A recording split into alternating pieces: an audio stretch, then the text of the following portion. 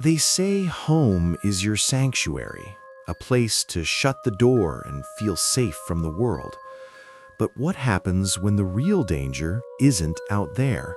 What if the four walls you call home are really the bars of a cage you never even saw being built? I moved into the House of Rest 3 months ago, and I think I'm the only one left who still remembers what the sun feels like. My whole world had burned to the ground. It was fast, the way tragedy always seems to be. One phone call in the dead of night, and my dad was gone. Heart attack. Quick. Final. Then, just 3 weeks after the funeral, my fiancée, the woman I was going to spend my life with, died on a rain-slicked highway in a mess of steel and glass. The grief was this physical weight.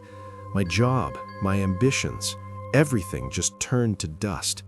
In 3 months, my entire life became a ghost story. So I ran. I grabbed a temporary contract gig in Cairo, Egypt. It wasn't really a choice. It was a desperate jump into anywhere but here. I just needed to be somewhere so different, so loud and alive, that it might shock my system back into working. But Cairo is a beautiful, sprawling chaos of millions, and I couldn't afford any of it. The traffic is a constant symphony of horns, the streets a river of people and cars, and I was just drowning, sleeping in a hostel, about to give up. And then I found it. Tucked away in a quiet, older part of the city, behind high walls that seemed to swallow the city's roar, the House of Rest. I found the listing online, almost by accident. The rent was so cheap it had to be a mistake. The pictures showed a 6-story concrete building with peeling paint, heavy wooden doors, and iron-barred windows, all built around this quiet, shady courtyard. It looked like a forgotten island of peace. The shopkeeper who managed the building lived on the ground floor. He was an old man, his face like cracked leather, but his eyes were way too sharp. He handed me a heavy, old-fashioned key. "Rest here," he rasped, his voice like dry leaves. "No troubles." In that moment, standing there in the cool, quiet courtyard with the noise of Cairo just a distant hum, I really thought it was a miracle. I thought I was saved. I was wrong. The first few days were just a blur of deep, heavy sleep. I'd fall into bed and not wake up for 12 hours. The silence was the first thing I noticed. It was total, almost unnatural. No taxis, no calls to prayer at dawn, no one yelling in the street, just stillness. I told myself it was just exhaustion, the high walls of the courtyard. But after a week, I started noticing other things. Down in the lobby, there was a row of tarnished brass mail slots. Names were etched on them. Ahmed, Fatima, Omar, Yusuf. Every single one was stuffed with letters and bills, yellowing and faded. Some of them looked months, maybe even years old. A thick coat of dust covered everything. Nobody ever collected their mail. I tried to be neighborly. I knocked on a few doors to introduce myself. I was met with absolute silence. I'd press my ear against the wood. No TV, no talking, no footsteps, nothing. A little prickle of unease started to crawl up my spine. In a building with 20 apartments, you should hear something. I went down to the old man's shop for bread and tea.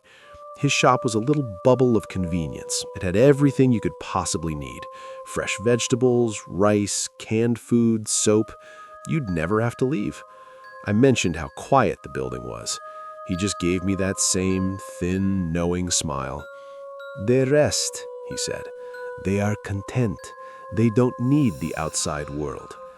It was a weird answer, but I tried to let it go. Maybe it was a building full of recluses. Maybe, just like me, they were all here to escape something. Then I started seeing them, always just for a second. A pale, tired-looking face in a window, gone the moment I looked up. A shadow slipping back into a dark doorway as I walked down the hall. They moved like ghosts, their eyes hollow and empty. If I ever caught their gaze and gave a little wave, I'd get a slow, tiny nod back, but they never spoke, and they never, ever left the building. The nights got stranger. There was a strict rule posted in the hall: no smoke inside, open air only. The only place I could go was my tiny iron-railed balcony. One night, this thick fog rolled in off the Nile, clinging to everything. As I lit a cigarette, I felt it again, stronger this time, that creepy, distinct feeling of being watched. I looked around at the other apartment windows, but they were all just black squares. The fog pressed against the sealed windows like ghostly hands. I shivered and went back inside, locking the balcony door behind me. And that's when I heard it for the first time, a sound that sliced right through the silence. It was faint, muffled, the sound of someone sobbing, and it sounded like it was coming from inside the walls of my own apartment. It wasn't my grief, it was someone else's. Day by day, the place felt more and more like a tomb. The muffled sobbing became a nightly thing, a sad little chorus in the walls. My unease turned into anxiety, and then it turned into real fear. I had to know what was going on. One afternoon, on the 3rd floor, I saw it. A door, apartment 3B, was open, just a crack. My heart was pounding, but I had to look. I pushed it open. The apartment was covered in a fine layer of dust. On the table, a meal of bread and olives was just sitting there, half-eaten. A book was open on a chair. A cuckoo clock on the wall was frozen at 3:17. It was like a movie paused halfway through. A life just stopped. I backed out of the room, my mind spinning. These people weren't living here, they were preserved. That night, I saw the shopkeeper from my balcony. He was standing in the middle of the dark courtyard, and he wasn't human. In the dim light, his shape seemed to shimmer and warp. His skin sagged like melting wax. His arms and legs stretched, getting too long, his joints bending at angles they shouldn't. He was the guardian of this place, and I was his prisoner. I had to be sure. The next day, I left the compound. It was a small act of rebellion, but I did it. I went to an outdoor market, my hands shaking the whole time. When I came back, the huge front door of the building was stuck. It wouldn't budge. Pure panic flooded through me. Then, with a soft click, it swung open. The guardian was standing there, looking like the old man again, but his eyes had this ancient, hungry light in them.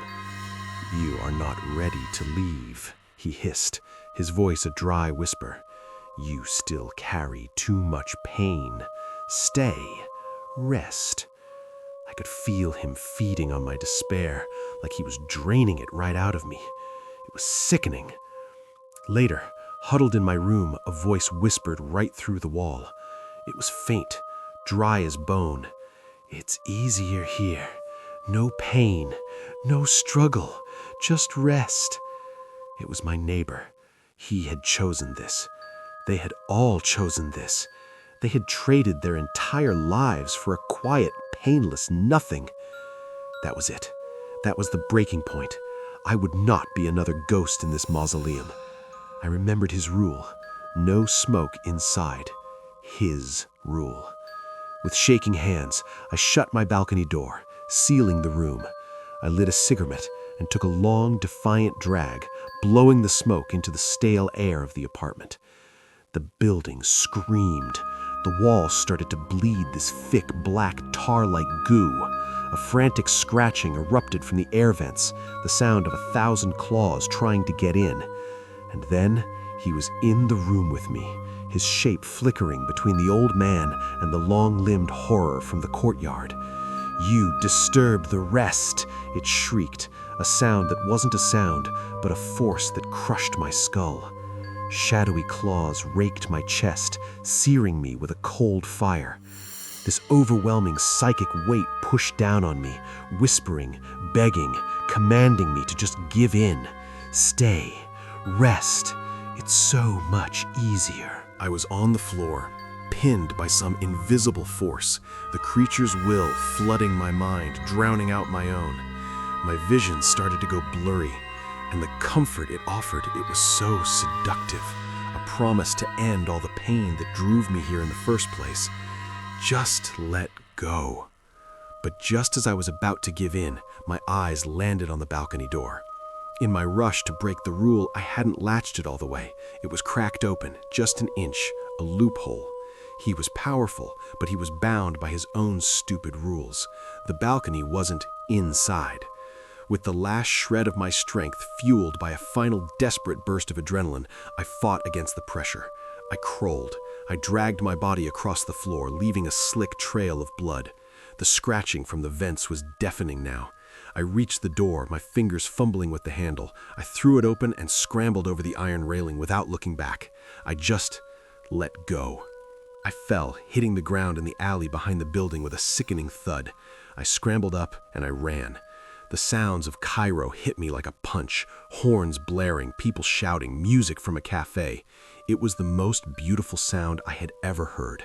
It was the sound of being alive. I survived. I have this puckered black scar on my chest that still burns whenever I think about that place. I'm leaving Egypt tomorrow. But sometimes, in the middle of the night, I wake up sweating, and for just a second, I miss the silence of the house of rest. I remember the peace, the comfort, that terrifying, seductive promise of no more pain. The house almost won, and I know its invitation is always open. The most terrifying prisons are the ones we don't realize we're in until it's almost too late. Let me know in the comments if you've ever been in a place that just felt wrong. And if you want more stories that linger in the dark, make sure to subscribe and turn on notifications. Sleep tight.